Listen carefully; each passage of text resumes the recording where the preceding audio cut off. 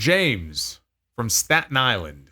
One of the biggest matches people talk about that never happened was the Undertaker versus John Cena at WrestleMania with the streak on the line. What if instead of choosing Bautista heading into WrestleMania 23, the Undertaker instead chose to challenge John Cena with the tagline Streak versus Title? While I do not think that the match between them would have been as good as his match with Bautista ended up being, there's no doubt that people would have hung on every fall in that match for the fear that Super Cena would break the streak. I mean, I talked about this on the podcast years ago. I talked about this all the time. That's exactly what I said. In your mind, how do you think that match would have went down? Would John Cena have ended up being the one to end the streak?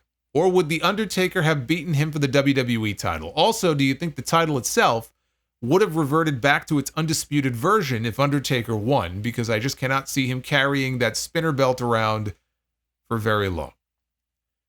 Yeah, there's no way The Undertaker would have been caught dead, no pun intended, wearing that god-awful spinner belt.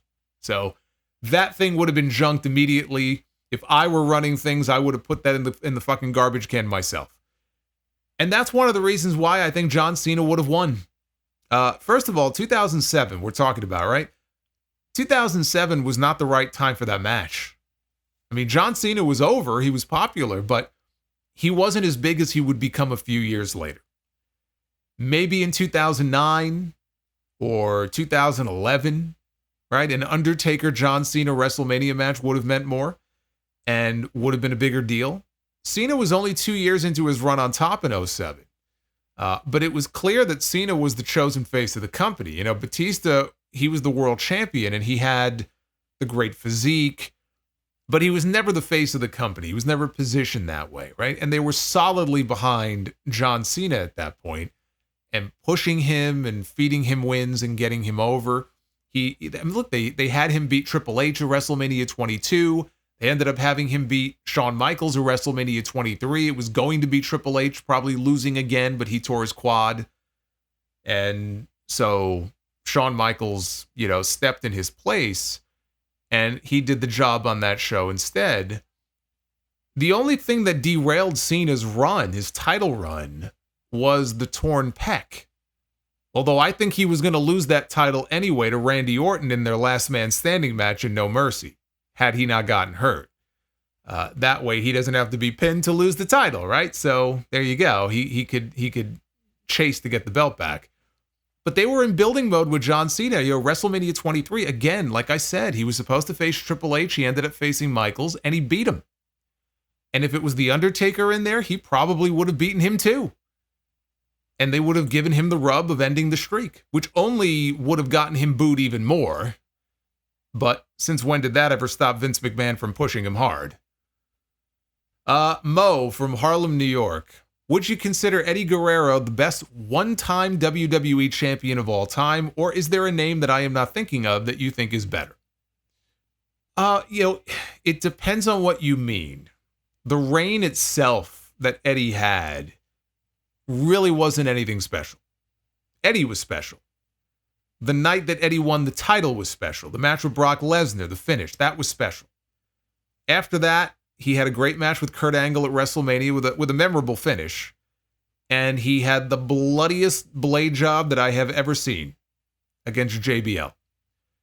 Even still, the answer would be Eddie Guerrero. But, I mean, if you're talking about the greatest star to ever hold the title only once, you got to go with Andre the Giant.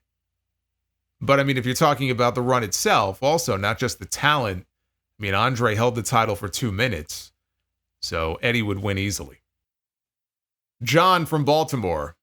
What is your Mount Rushmore of shoot interviewees? Basically, who are your favorite people to listen to give shoot interviews? Kevin Nash is at the top of the list. The U-shoots and the kayfabe commentaries that he did with Sean Oliver, all of them are very entertaining, but nothing tops the infamous ravioli shoot. If you have no idea what I'm talking about, look up the ravioli supercut. I don't know what name it's under. It's not called that, but basically it's just 4 minutes from this longer shoot interview that somebody spliced together of all the clips of him eating ravioli. because I think he was in between. He's explained this before. He was in between signings. He was in Ohio.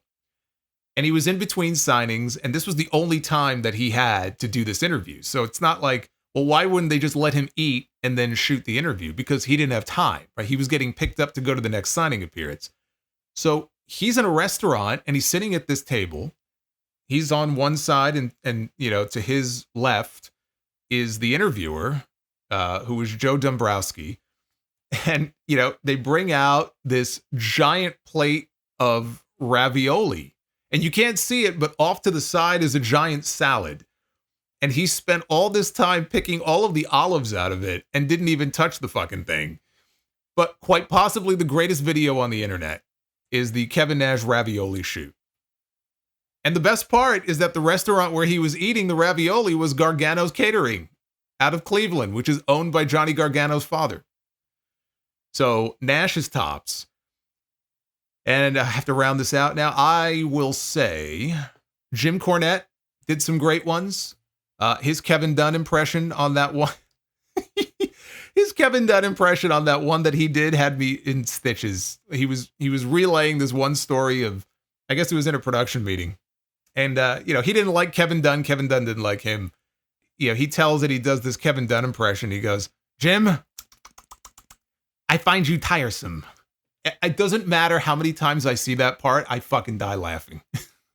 Oh, and then of course he just blazes into him, and I think Kevin Dunn ended up crying or something. Anyway, so I'll go Cornette, Honky Tonk Man, even though he was full of shit in a lot of them, he was entertaining, and CM Punk.